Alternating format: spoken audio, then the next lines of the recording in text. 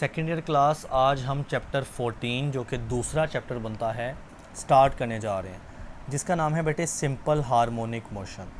देखें, जो आज का हमारा फर्स्ट टॉपिक होगा ना, जिसका नाम है ऑसिलेटरी मोशन। बेसिकली ये दोनों एक ही नाम है, यानी सिंपल हार्मोनिक मोशन का ही दूसरा नाम क्या है? Oscillatory motion. ठीक है, अब इसका एक तीसरा नाम भी सुनते जाएं। ऑसिलेटरी मोशन का ही तीसरा नाम होता है वाइब्रेटरी मोशन। यानी वाइब्रेशन तो सुना है ना कि बॉडी वाइब्रेट कर रही है, तो अब सुनने के वाइब्रेट करने से मुराद है बॉडी ऑसिलेट कर रही, और ऑसिलेट करने से मुराद है कि वो सिंपल हार्मोनिक मोशन कर रही है। अगली बात, आप इस टर्म को हमेशा शॉर्ट फॉर्म में समझोगे, यानी सिंपल का एस लोगे, हार्मोनिक का एच लोगे और मोशन का एम, यानी आप हमेशा SHM पढ़ोगे। फुल नेम आप बहुत ही कम पढ़ते हो जी। तो बच्चे पहले समझते हैं कि ये जो ऑसिलेटरी मोशन होती है या simple harmonic motion SHM, simple harmonic motion, ये होती क्या है। कंसीडर करते हैं एक मिसाल पेंडुलम की। पेंडुलम क्या होता है? एक सीधी रस्सी या धागे के साथ आप किसी मैस या किसी बॉल को ऐसे बांध देते हो और उसको ऊपर से फिक्स कर देते हो। ठीक है बच्चे, अब ये जो उसकी पोजीशन है, this is the mean position. Mean position यानी जो उसकी असल हालत है, क्योंकि अभी आपने उसको कुछ भी नहीं किया, बाद में करेंगे, लेकिन जो उसकी असल हालत है जहाँ पे वो रेस्ट पे है, तो मीन पोजीशन बोलते हैं, या उसको रेस्ट पोजीशन भी कहते हैं, या उसको इक्विलिब्रियम पोजीशन भी कहते हैं। तीनों नाम एक ही बात है दरअसल। अब आप क्या करें, इस बॉल को यहाँ से इधर की तरफ ले जाएं, डिस्टर्ब कर दें, तो ये बॉल ऐसे मैं यहाँ पे उठा के ले आया। ठीक है, अब ये उसकी पोजीशन जो है ये कहलाती है एक्सट्रीम पोजीशन, यानी मैक्सिमम पोजीशन जहाँ पर आपने उसको लाकर छोड़ दिया। क्योंकि इसके अलावा भी बहुत सारी पोजीशन है, यानी आपने यहाँ से उठाया, पहले उसको यहाँ पर लेके गए, फिर यहाँ पर, फिर यहाँ पर लेकर गए ना, तो वो जो फाइनल पोजीशन है जहाँ पे आपने उसको लाकर छोड़ दिया, that is the extreme position. ठीक है, तो आपने मीन पोजीशन से उठाई इस बॉडी को और बेटे आपने एक्सट्रीम पर लाकर छोड़ दिया। अब चूँकि आपने छोड़ दिया है, तो ये बॉडी क्या करेगी? ये वापस इधर को आएगी, फिर ये इस तरफ चली जाएगी, एंड ये दोबारा से इस तरह से बैक एंड फोर्थ, यानी बार बार इसी मीन पोजीशन से गुज़रती हुई मूव करती रहेगी, अनटिल के इसकी सारी एनर्जी फ्रिक्शन की वजह से ज़ाया हो जाए। ये मूव करती रहेगी, और जब सारी एनर्जी फ्रिक्शन खा जाएगी, तो एनर्जी ख़त्म होने पर ये वापस अपनी मीन पोजीशन पर आकर रुक जाती है। और एक और बात कि जब ये बॉडी इधर को जा रही होती हैं, तो भी इस पोजीशन पर उसको एक्सट्रीम पोजीशन ही आपने कहना है। तो समझ आई कि जब बॉडी ऑसिलेट करती है या सिंपल हार्मोनिक मोशन करती है, तो उसकी एक सेंट्रल या मीन पोजीशन होती है और दो उसकी एक्सट्रीम पोजीशन होती है, दोनों राइट या लेफ़्ट साइड के ऊपर। अब बच्चे देखें, ऑसिलेटरी मोशन फिर क्या हुई? मीन पोजीशन के गिर्द body to and fro move कर रही है। टू यानी आगे को, फ्रो यानी पीछे को। टू एंड फ्रो यानी वो आगे पीछे मूव कर रही है। और क्या ये एक बार मोशन हो रही है? नहीं, ये रिपीटेड मोशन हो रही है। रिपीटेड मोशन यानी ये इधर को जाती है, फिर इधर को, फिर इधर को, तो रिपीटेड मोशन को हम बोलते हैं ऑसिलेटरी या सिंपल हार्मोनिक मोशन।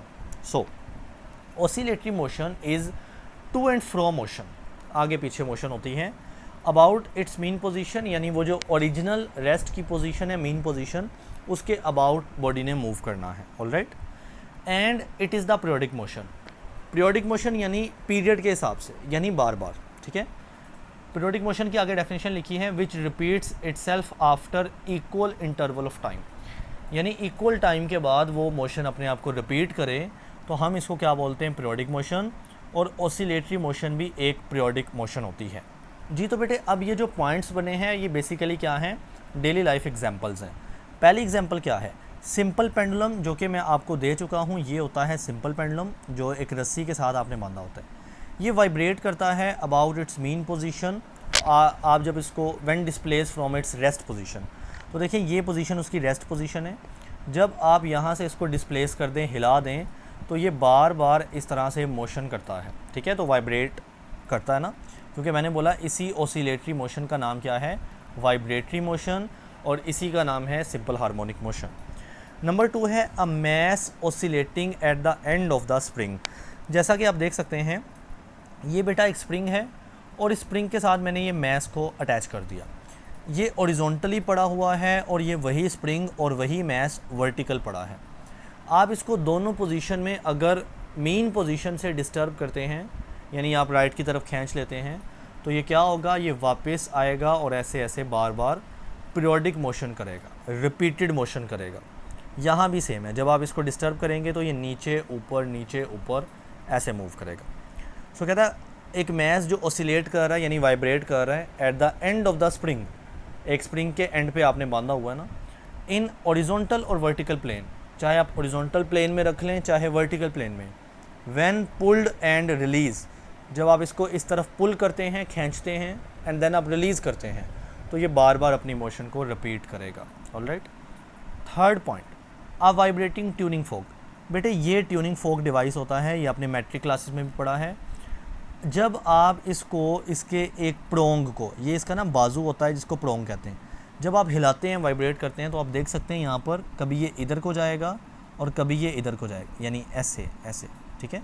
तो वाइब्रेटिंग ट्यूनिंग फोक भी क्या है, वाइब्रेटरी मोशन है या ऑसिलेटरी मोशन है या सिंपल हार्मोनिक मोशन है। चौथी एग्जांपल क्या है, द एटम्स और molecule in solid state. You know solid state के अंदर मॉलिक्यूल या एटम ऐसे करीब करीब टाइटली पैक होते हैं और वो मुसलसल अपनी मेन पोजीशन के गिर्द राइट लेफ़्ट ऐसे वाइब्रेट करते हैं, ठीक है।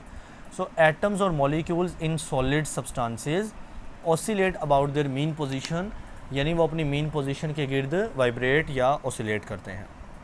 पांचवी एग्जांपल क्या है, मोशन ऑफ द स्विंग। तो बेटे ये जो स्विंग झूला है, इसमें ये जो छोटा सा लड़का बैठा हुआ है, बच्चा बैठा हुआ है, ये बार बार आगे और पीछे क्या करेगा, ऑसिलेट करेगा, वाइब्रेट करेगा। छठी एग्जांपल क्या है, air molecules oscillate when sound travel through the air. तो बच्चे ये भी आपने अपनी मैट्रिक क्लासेस में पढ़ा है कि जब साउंड ट्रैवल करती है ना एयर में से, तो एयर के मॉलिक्यूल ऐसे ऑसिलेट करते हैं। कैसे, कुछ मॉलिक्यूल ऐसे कंप्रेस हो सकते हैं और कुछ ऐसे दूर जा सकते हैं, यानी कंप्रेशन और रेयरफेक्शन हो सकता है एयर के मॉलिक्यूल में, और ये आगे को ऑसिलेट या वाइब्रेट करते जाते हैं। सातवीं मिसाल देख लें, most of the musical instrument like the guitar, violin. तो बेटे जैसा कि यहाँ पर ये गिटार उसने पकड़ा हुआ है ना, तो आप देख सकते हैं यहाँ पर आपको रस्सियाँ नज़र आ रही होंगी गिटार की, तो हैव स्ट्रिंग्स।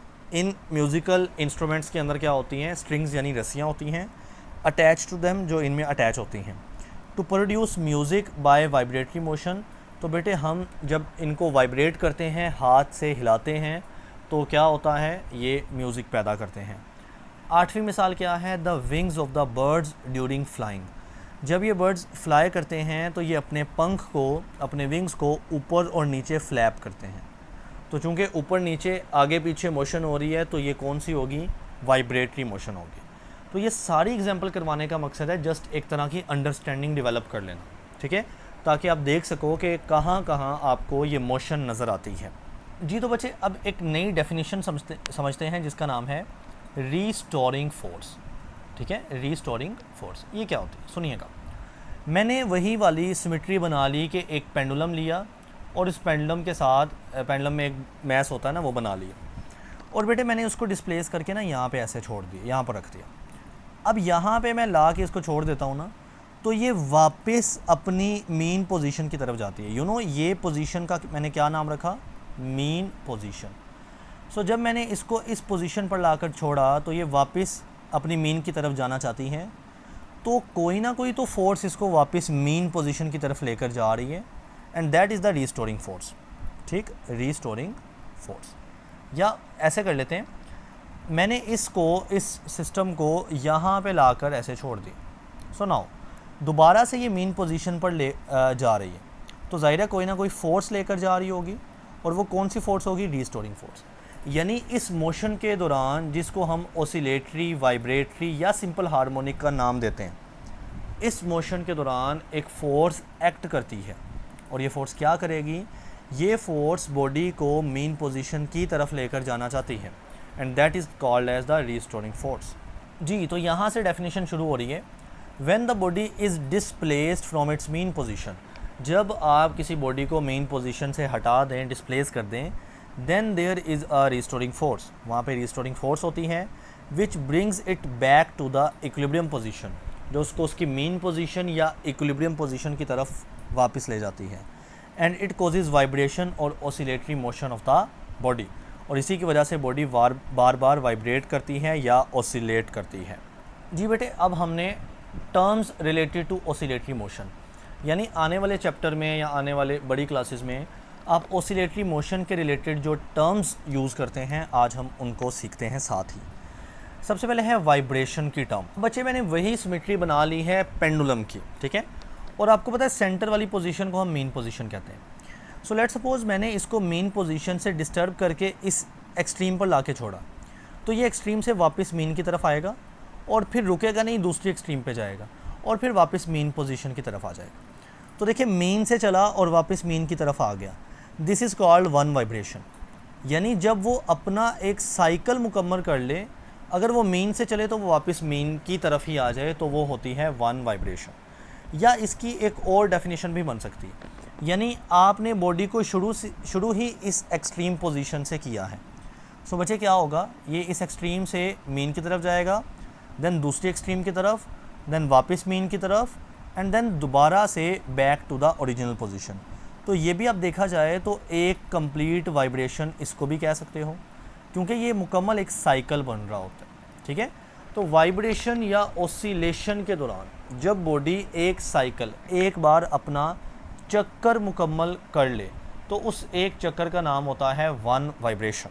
जी, तो बेटे आपने इस वाइब्रेशन को यहाँ से समझ लेना है कि वन कंप्लीट राउंड ट्रिप, एक मुकम्मल चक्कर होता है, ठीक है, अबाउट द मेन पोजीशन। तो वन वाइब्रेशन है, उसकी अल्टरनेटिव दूसरी डेफिनेशन भी आपने देख लेनी है, एक भी कर लें तो वो भी काफ़ी होगा। तो यहाँ तक है, ठीक है।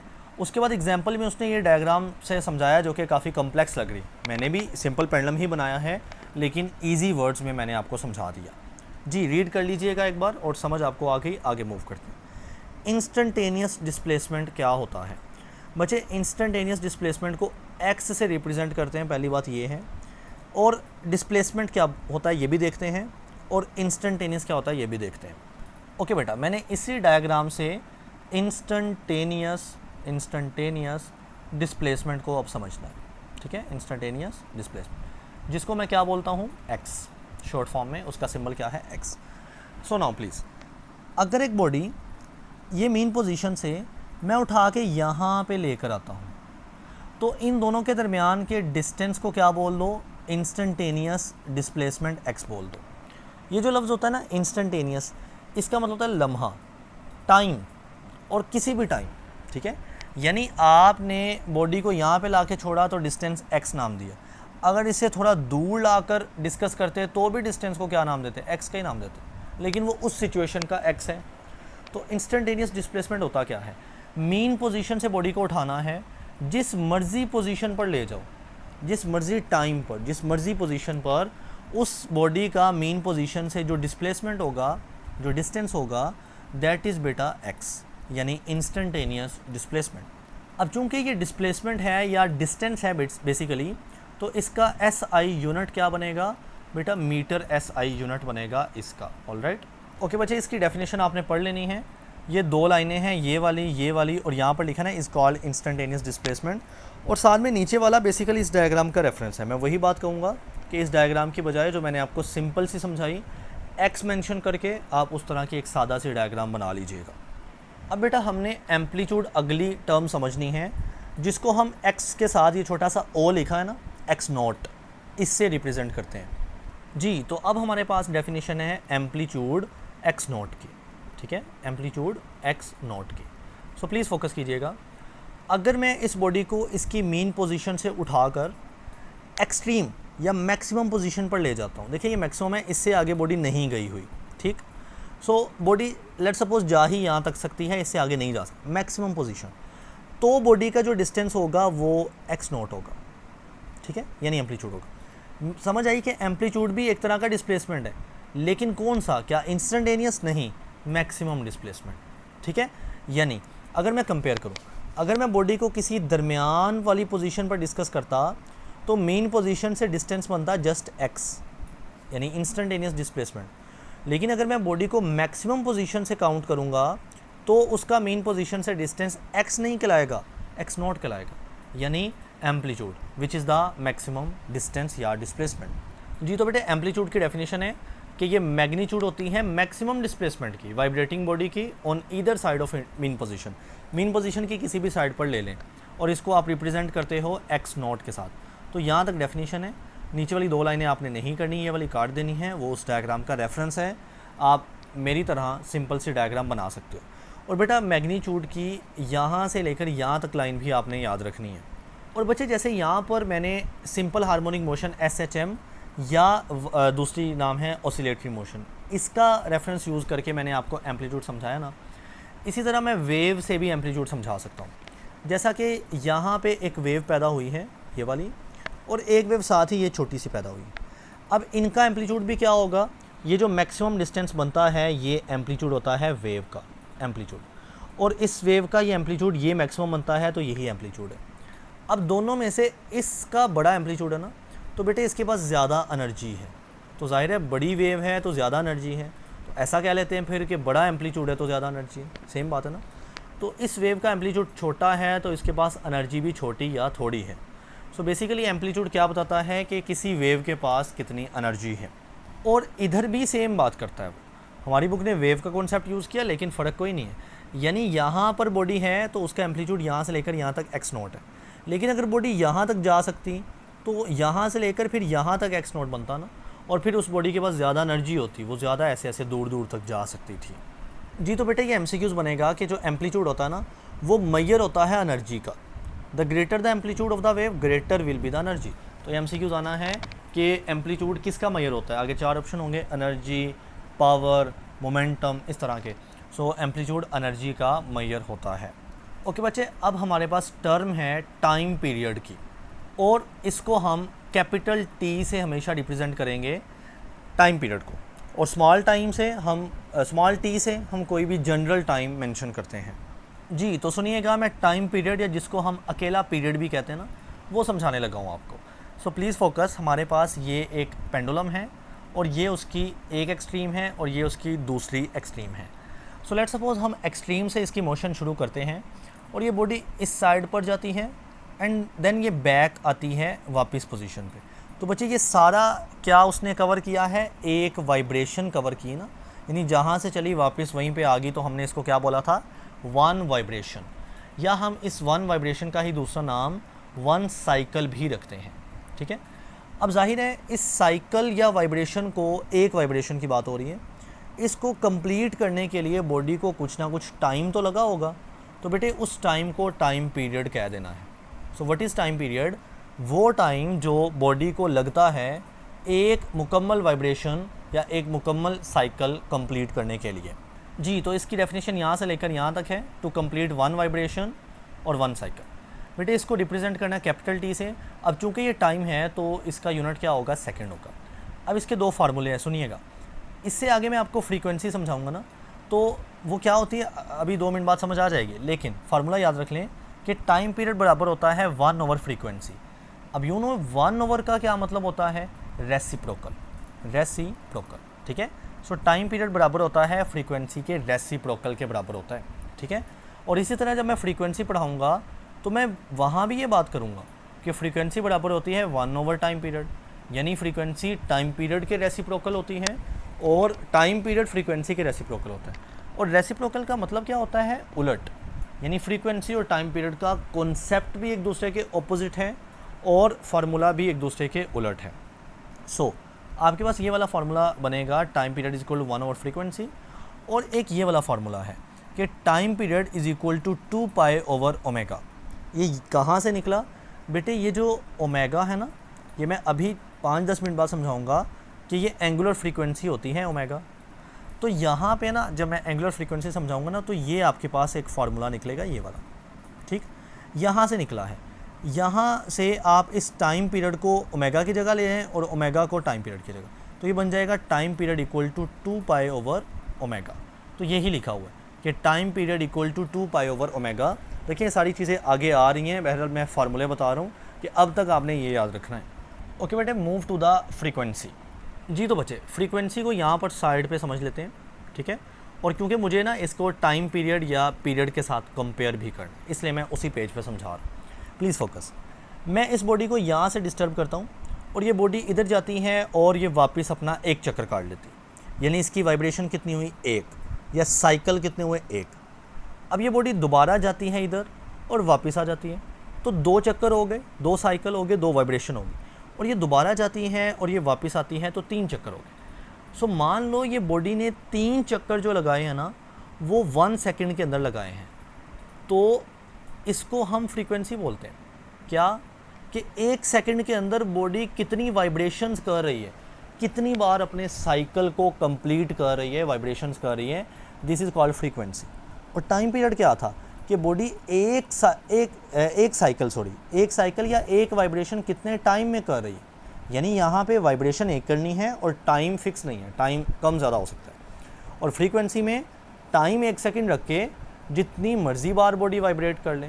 सो इसलिए ये दोनों ऑपोजिट हैं, लिहाजा हम टाइम पीरियड को क्या लिखते हैं, 1/, फ्रीक्वेंसी, और फ्रीक्वेंसी को क्या लिखते हैं, 1/, टाइम पीरियड, एक दूसरे के ऑपोजिट। सो बेटे फ्रीक्वेंसी होती क्या है, 1 सेकंड के अंदर बॉडी कितनी बार अपनी वाइब्रेशंस को, अपने चक्रों को कंप्लीट करती है। So frequency is defined as the number of vibration और ऑसिलेशन, जिसको आप n यानी नंबर से मेंशन करते हो, कंप्लीटेड जो वो कंप्लीट करेगी बॉडी इन 1 सेकंड, 1 सेकंड के अंदर, और it is denoted by small f। तो फ्रीक्वेंसी को f से डिनोट करना है। तो बेटे ये इसका फार्मूला भी बन गया ना, frequency equal to number of vibration over 1 second यानी time. Frequency is equal to number of vibration n over 1 second यानी टाइम। देखिए ये कैपिटल T नहीं है, कैपिटल ये वाला formula, frequency is equal number of vibration over time. Capital T वाला ये वाला फार्मूला है जिसमें हम रेसिप्रोकल बोलते हैं। ठीक हो गया। अब बच्चे फ्रीक्वेंसी का यूनिट क्या होता है, हर्ट्स होता है, Hz। ये आपने पिछली क्लासेस में पढ़ा है कि जो SI यूनिट होता है ना फ्रीक्वेंसी का, वो हर्ट्स होता है।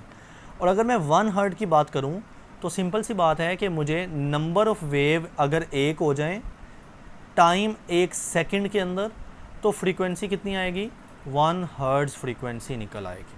ठीक हो गया। So 1 hertz is defined as the 1 oscillation per second, यानी 1 सेकंड के अंदर अगर बॉडी एक बार ऑसिलेट या वाइब्रेट कर रही है ना, तो बच्चे उस बॉडी की फ्रीक्वेंसी 1 हर्ट्ज़ काउंट होगी। अब हम डायमेंशन की बात करते हैं। तो देखा जाए तो फ्रीक्वेंसी बराबर है number of vibration over time. तो बच्चे नंबर की तो कोई डायमेंशन नहीं होती, ना इसका यूनिट होता है, और टाइम की डायमेंशन होती है कैपिटल T। ऊपर कुछ भी नहीं, ऊपर 1 लिख रहे हैं, तो कैपिटल T डायमेंशन है टाइम की। और जब ये ऊपर लेकर जाएंगे तो ये टाइम की डायमेंशन -1 में आ जाएगी। ठीक है। सॉरी फ्रीक्वेंसी की डायमेंशन आ जाएगी टाइम -1। लिहाजा फ्रीक्वेंसी की डायमेंशन क्या है, टाइम की डायमेंशन पावर -1। अब इसी से आप एक और यूनिट भी निकाल सकते हो। एक तो यूनिट हो गया फ्रीक्वेंसी का हर्ट्ज़, और दूसरा यूनिट क्या है, frequency is equal to 1 over time period. बच्चे टाइम पीरियड का यूनिट क्या होता है, सेकंड, तो 1 ओवर सेकंड। सेकंड ऊपर लेकर जाएं तो सेकंड का पावर माइनस हो जाएगा, तो फ्रीक्वेंसी का दूसरा यूनिट क्या आ गया, पर सेकंड। यानी ये जो हर्ट्ज़ Hz है ये किसके बराबर है, सेकंड पावर -1 यानी पर सेकंड के बराबर है। तो ये फ्रीक्वेंसी के 2 यूनिट बन गए। जी बेटे आज के टॉपिक की आखिरी बात और आखिरी टर्म है एंगुलर फ्रीक्वेंसी, जिसको आपने इस सिंबल ओमेगा से मेंशन कर देना है। ऑलराइट जी। तो बेटे एंगुलर फ्रीक्वेंसी को करने से पहले आपने फर्स्ट ईयर में जो एक चीज़ पढ़ी है, एंगुलर डिस्प्लेसमेंट। ठीक है, ये स्पेलिंग को क्या हो गया, एंगुलर डिस्प्लेसमेंट। इसको एक बार रिवाइज़ करना बहुत ज़रूरी है, देन आप इसको समझ सकते हो। ठीक हो गया। सो हमने फर्स्ट ईयर के अंदर एक सर्कुलर मोशन का चैप्टर पढ़ा था। ठीक, उस सर्कुलर मोशन के अंदर लेट सपोज बॉडी ओरिजिनली यहाँ पर थी और फिर बॉडी जो है वो यहाँ पर आ गई थी, बॉडी ए पोजीशन से बी पोजीशन पर मूव करके आई। तो इस दौरान दरमियान में यहाँ पर थीटा एंगल बना था ना, और बेटे इसी थीटा एंगल का ही नाम हमने वहाँ पर एंगुलर डिस्प्लेसमेंट रखा था। ठीक है, तो एंगुलर डिस्प्लेसमेंट थीटा था, और जाहिर है यहाँ से यहाँ जाते हुए बॉडी को कुछ तो टाइम लगा होगा। सो हम थीटा यानी एंगुलर डिस्प्लेसमेंट, थीटा क्या है, एंगुलर डिस्प्लेसमेंट है, ओवर टाइम यानी थीटा कितने टाइम में कवर हो रहा है, एंगुलर डिस्प्लेसमेंट कितने टाइम में कवर हो रहा है, हमने उसको वहाँ पे ओमेगा बोला था। और ओमेगा क्या था, एंगुलर वेलोसिटी, वहाँ पे क्या था, एंगुलर वेलोसिटी का कॉन्सेप्ट था। और ये सर्कुलर मोशन के केस में बेसिकली अगर मैं आपको मेन बात बताऊँ ना, तो इसी सर्कुलर मोशन को देखते हुए हमने सिंपल हार्मोनिक मोशन बनाई है। ये जो सिंपल हार्मोनिक मोशन में बॉडी ऐसे बार बार ओसिलेट कर रही है ना, ये मोशन कैसे डेवलप हुई है? सर्कुलर मोशन को यूज़ करते हुए। और सर्कुलर मोशन में जो ओमेगा एंगुलर वेलोसिटी थी, वही ओमेगा एंगुलर फ्रीक्वेंसी बन गई। वो जो एंगुलर वेलोसिटी ओमेगा थी, उसका नाम एंगुलर फ्रीक्वेंसी रख दिया, लेकिन सिंपल हार्मोनिक मोशन। यानी अगर आप सर्कुलर मोशन पढ़ रहे हो तो यही ओमेगा का नाम होता है एंगुलर वेलोसिटी। अब चूंकि सर्कुलर मोशन को देखकर सिंपल हार्मोनिक मोशन बनी है, सो इस मोशन में यही ओमेगा का नाम क्या हो जाता है? Angular frequency. Alright, so same formula होगा एंगुलर फ्रीक्वेंसी का, यानी ओमेगा का। जी, तो कहता है angular displacement per unit time. Angular displacement यानी थीटा पर यूनिट टाइम, यानी उसके नीचे टाइम को डिवाइड कर दें तो बेटे इज़ कॉल्ड एंगुलर फ्रीक्वेंसी। इसी का नाम है angular frequency. It is represented by omega. इसको भी आपने ओमेगा से शो करना है और इसका फार्मूला यहाँ पर नीचे दिया गया है। जी बच्चे देखें, तो ओमेगा का फार्मूला क्या आ गया हमारे पास? थीटा यानी angular displacement over time. Alright, so अगर हम यहाँ पर बॉडी के एक सर्कल को कंसीडर कर रहे हैं, बॉडी के एक सर्कल को, यानी मैं यहाँ पर लिख लेता हूँ for one revolution. For one revolution यानी बॉडी अपना एक मुकम्मल अगर चक्कर कर रही है तो हम उसको कंसीडर कर रहे हैं। तो बेटा यहाँ पर अगर बॉडी एक मुकम्मल चक्कर करती है ना, तो कितना एंगल कवर करती है वो बॉडी एक सर्कल के अंदर? That is the 2 pi radian ना। तो यहाँ पर थीटा कितना हो जाएगा? 2 पाई रेडियन। और मैंने एक चक्कर में लगने वाले टाइम पीरियड को कैपिटल टी बोल दिया है, यानी टाइम को टाइम पीरियड बोल दिया, सॉरी। तो अगर मैं इस फार्मूले को पुट करूं या इसमें चीज़ें पुट करूं वन रेवोल्यूशन की, ठीक है, यानी इस फार्मूले में अगर मैं वन रेवोल्यूशन की चीज़ें पुट करूं तो फार्मूला क्या बन जाएगा? ओमेगा बन जाएगा। थीटा एंगल की जगह मैं 2 पाई रेडियन पुट कर देता हूं, डिवाइडेड बाय ये टाइम बन जाएगा टाइम पीरियड, यानी कैपिटल टी। क्योंकि जब एक चक्कर करती है बॉडी तो उसके टाइम को टाइम पीरियड कह देना है। तो ये बन जाएगी ओमेगा की value 2 pi over T. Now बच्चे मैं इसको यूँ भी तो लिख सकता हूँ ना, omega equal to 2 pi dot 1 by T. क्योंकि 1 2 पाई से मल्टीप्लाई होगा तो 2 पाई ऊपर वाली चीज़ ही रहेगी और बटे के नीचे टाइम है। और आपने अभी तो पढ़ा है कि फ्रीक्वेंसी बराबर होती है 1 ओवर टाइम पीरियड। तो यहाँ पर 1 ओवर टाइम पीरियड आ तो रहा है, यानी इसकी जगह पर फ्रीक्वेंसी लिख दें तो ओमेगा बन जाएगा 2 पाई और साथ में 1 ओवर टाइम पीरियड की जगह फ्रीक्वेंसी आ जाएगी। तो ये ओमेगा का एक ये फार्मूला, एक ये वाला, और एक मतलब डेरिवेशन छोटी सी चल रही है। और फाइनली आपके पास यहाँ पर बन जाएगा omega is equal to 2 pi F. Okay बच्चे, अब हम लास्ट यूनिट की बात करते हैं इसी फार्मूले से कि ओमेगा बराबर होता है थीटा ओवर टाइम। बच्चे थीटा का ऐसा यूनिट होता है रेडियन, जैसे मैंने अभी बताया था 2 पाई रेडियन, तो रेडियन ऐसा यूनिट होता है। ओवर टाइम का होता है सेकंड, सेकंड ऊपर जाएगा तो पर सेकंड हो जाएगा ना। सो रेडियन पर सेकंड होता है SI unit of the omega, ठीक है। So SI unit of angular frequency यानी omega is the radian per second. लेकिन अगर आप डायमेंशन की बात करें ना, तो बेटे रेडियन एंगल की डायमेंशन नहीं हम लेते कुछ भी, तो फिर नीचे जो टाइम या सेकंड है इसकी डायमेंशन क्या होगी? Capital T. ये ऊपर जाके टी पावर -1 हो जाए, तो इसकी डायमेंशन है टी पावर -1। अब आप देख सकते हैं कि जो डायमेंशन फ्रीक्वेंसी की है वो भी सेम है और एंगुलर फ्रीक्वेंसी की भी सेम है, लेकिन बेटा यूनिट में फ़र्क है। लीनियर फ्रीक्वेंसी या सिंपल फ्रीक्वेंसी कह लें, उसका यूनिट हर्ट्ज़ होता है या मैंने इसको बोला पर सेकंड होता है, जबकि ये जो एंगुलर फ्रीक्वेंसी है इसका यूनिट होता है रेडियन पर सेकंड। ऑलराइट।